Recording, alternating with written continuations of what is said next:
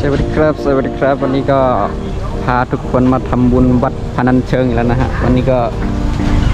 มาทำบุญวันเกิดนะฮะทำบุญวันเกิดของแพนนะทุกคนเราจะไปเข้าไปดูข้างในกันไปทำบุญไหว้พระกันก่อน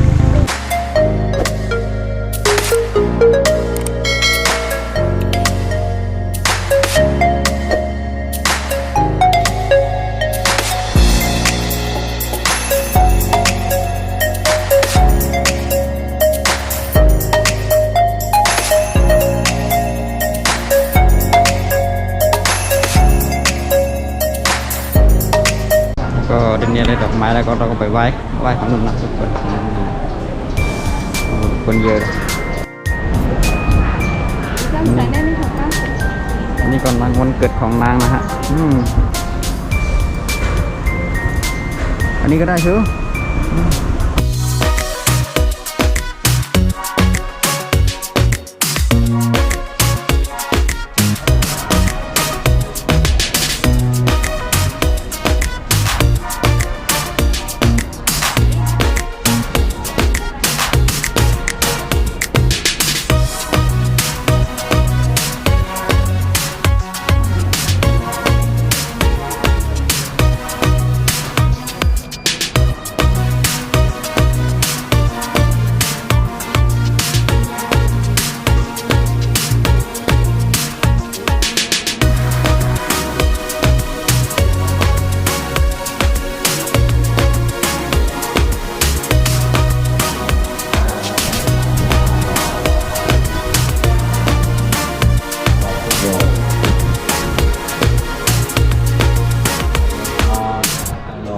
ปรมาราภา